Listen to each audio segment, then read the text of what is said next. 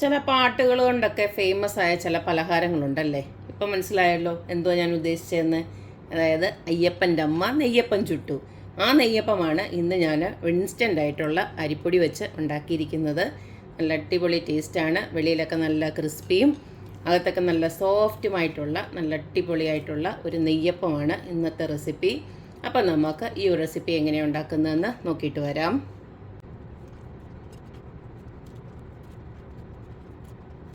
Instant നെയ്യപ്പം ഉണ്ടാക്കാനായിട്ട് ഇതുപോലക്ക് ഞാൻ ഒരു 3/4 കപ്പോളം നമ്മുടെ പൊടിച്ച ശർക്കരയുണ്ടല്ലോ അതൊരു പാനിലോട്ട് ഇട്ട് കൊടുക്കുകയാണ്. 1 കപ്പ് വെള്ളമോടെ ഞാൻ ഇതുപോലക്ക് ഒഴിച്ചു കൊടുത്തിട്ടുണ്ട്. ഇതിനെ നമുക്കിനി ഒന്ന് ഉരുക്കിയെടുക്കണം. ശർക്കര ഉരുക്കാൻ ഞാൻ വെച്ചിട്ടുണ്ട്. ആ ഒരു സമയം കൊണ്ട് നമ്മുടെ ഒരു മിക്സിയുടെ ജാറിലോട്ട് ഇതുപോലക്ക് 1 കപ്പ് അരിപ്പൊടിയാണ്, വറുത്തരിപ്പൊടി ഉണ്ടല്ലോ നമ്മൾ ഇടിയപ്പത്തിനൊക്കെ എടുക്കുന്ന സെയിം പൊടി തന്നെ, അത് 1 കപ്പ് മിക്സിയുടെ ജാറിലോട്ട് ഇട്ട് കൊടുത്തിട്ടുണ്ട്. അടുത്ത് നമുക്ക് ഇട്ട് കൊടുക്കേണ്ട 1/2 കപ്പ് മൈദപ്പൊടി ഇട്ട് കൊടുക്കുന്നുണ്ട്. ഇനി ഇതിലേക്ക് നമുക്ക് മണത്തിന് ആവശ്യമായിട്ടുള്ള ഏലക്കാപ്പൊടി അതൊരു 1/2 ടീസ്പൂൺ ഞാൻ ഇട്ട് കൊടുത്തിട്ടുണ്ട്. ഇനി നമ്മുടെ ഉരുക്കിയ ശർക്കര ഉണ്ടല്ലോ അത് നമുക്കിതുപോലെ വന്ന് ഒരു അരിപ്പ വെച്ചിട്ട് അരിച്ചിട്ട് ചൂടോടുകൂടി തന്നെ ഇതിനകത്തോട്ടൊന്ന് ഒഴിച്ച് കുറേശ്ശെ ഒന്ന് അടിച്ചിങ്ങെടുക്കാം. പിന്നെ ആവശ്യത്തിനുള്ളതുകൂടെ ബാക്കി ഒഴിച്ചു കൊടുക്കാം. ബാക്കിയൂടെ നമുക്കങ്ങ് ശർക്കര ഒഴിച്ചു കൊടുക്കാം. ഇതിലേക്ക് ഒരു നുള്ളോളം നമുക്ക് ഒരു സോഡാപ്പൊടിയോട് ഇട്ട് കൊടുത്തതിന് ശേഷം നന്നായിട്ടൊന്ന് അടിച്ചെടുക്കാം. ഒരു 1/4 ടീസ്പൂൺ പോലും ഇല്ല, അതിൽ താഴെ മതി ഈ ഒരു സോഡാപ്പൊടി ഇട്ട് കൊടുക്കുന്നത്. ഇതുകൂടെ നന്നായിട്ടൊന്ന് അടിച്ചെടുത്തിട്ട് വരട്ടെ.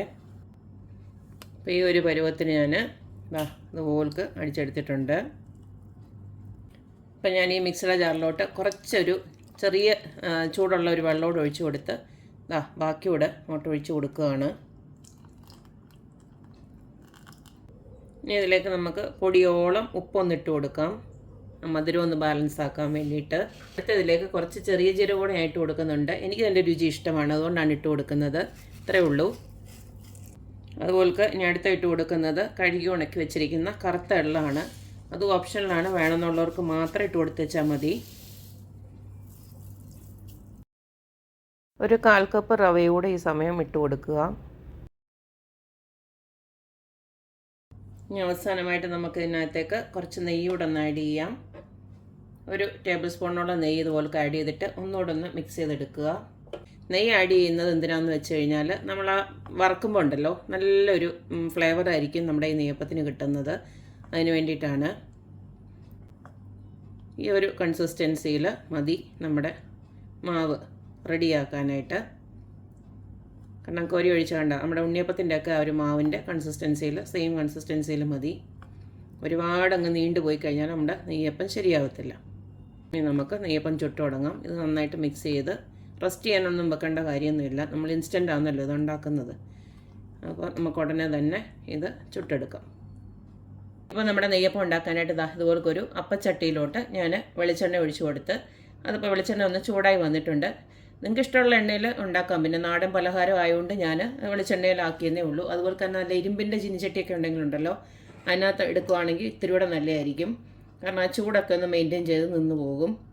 എന്തായാലും നമുക്കിനി വെളിച്ചെണ്ണ ഒന്ന് ചൂടായതിന് ശേഷം മാവ് നിങ്ങൾക്ക് എത്രയാണോ വലുപ്പം വേണ്ടത് അതനുസരിച്ചിട്ട് മാവ് അങ്ങോട്ട് ഒഴിച്ചു കൊടുക്കാം.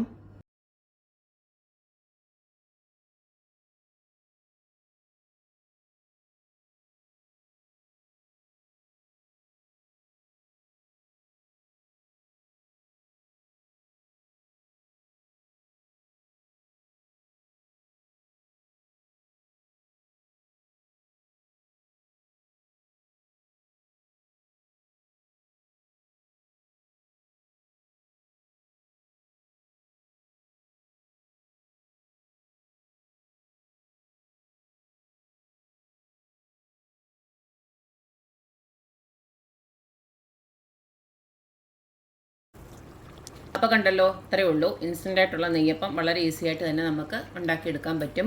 കരിയൊന്നും കുതിർക്കാനോ അരയ്ക്കാനോ ഒന്നും നിൽക്കാതെ തന്നെ അരിപ്പൊടി കൊണ്ട് ഇതുപോലെ തന്നെ വേഗത്തിൽ നമുക്ക് നെയ്യപ്പം ഉണ്ടാക്കിയെടുക്കാൻ പറ്റും.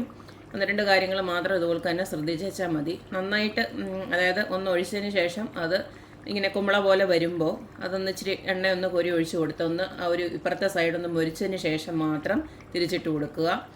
അതിന് ശേഷം ഇതുപോലൊക്കെ 2 സൈഡും നല്ല മൊരിച്ചെടുത്താൽ മതി. പുറം നല്ല മൊരിഞ്ഞിരിക്കും, അകത്ത് നല്ല സോഫ്റ്റും ആയിരിക്കും ഈ ഒരു നെയ്യപ്പം. നല്ല അടിപൊളി ടേസ്റ്റാണ്. അപ്പോൾ എല്ലാവരും ഇൻസ്റ്റൻ്റായിട്ട് ഉണ്ടാക്കാൻ പറ്റുന്ന ഈ ഒരു നെയ്യപ്പം എല്ലാവരും ട്രൈ ചെയ്യുക, അഭിപ്രായങ്ങൾ അറിയിക്കുക. അപ്പോൾ എപ്പോഴും പറയുന്ന പോലെ തന്നെ എൻ്റെ റെസിപ്പീസ് ഇഷ്ടമുള്ള എല്ലാവരും please like, share and subscribe. അപ്പോൾ ഇനി ഒരു അടിപൊളി വീഡിയോ ആയിട്ട് വരുന്നവരേക്കും ബൈ.